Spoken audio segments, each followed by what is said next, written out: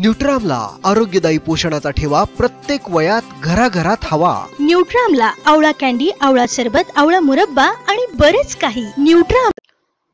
अकोले तालुक्याचे आमदार डॉक्टर किरण लहमाटे यांनी तहसील कार्यालय अकोले येथे तहसीलदार डॉक्टर सिद्धार्थ मोरे, बीडीओ श्री चौरे यांच्या प्रमुख उपस्थितीमध्ये एक बैठक घेतली। यामध्ये रेशन कार्ड संबंधीच्या तक्रारी, पीक विमा, घरकुल आदी विषयांवरती आढावा बैठक पार पडली। यावेळी सर्व विभागाचे अधिकारी उपस्थित होते। बैठकीत आमदार डॉक्टर किरण लहमाटे यांनी अधिकाऱ्यांशी चर्चा केली व कुठल्याही नागरिकाची गैरसोय अथवा कामात विलंब करू नये।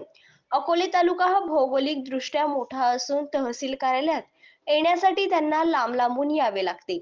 त्यांचा पैसा व वेळ खर्च होतो, याचा विचार करावा आणि त्यांची कामे तातडीने मार्गी लावावी, हलगर्जीपणा करू नये असे डॉक्टर लहमाटे यांनी म्हटले आहे।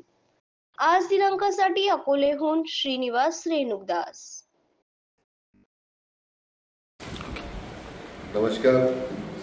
आज तहसील कार्यालयामध्ये तहसीलदार आणि बीडीओ साहेब त्याचबरोबर कृषी अधिकारी यांच्या समवेत एक बैठक झाली।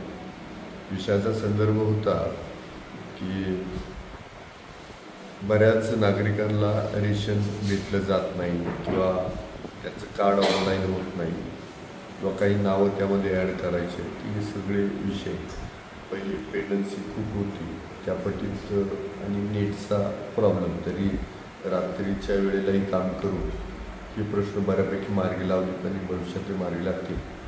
आणि कृषीच्या बाबतीमध्ये 1 रुपया पीक विमा जे आता पावसाळ्यामध्ये खूप साऱ्या नुकसान शेतकऱ्यांचं झालं, तर त्यांचा 28 तारखेपर्यंत पीक विम्याची मुदत वाढली 28 सप्टेंबर, तर तोपर्यंत सगळ्यांनी तो पीक विमा काढून घ्यावा असं शेतकऱ्याला आवाहन करतो। आणि कृषी सहाय्यक जे काही गावोगाव जातात त्यांनी पण त्यासाठी मदत करावं।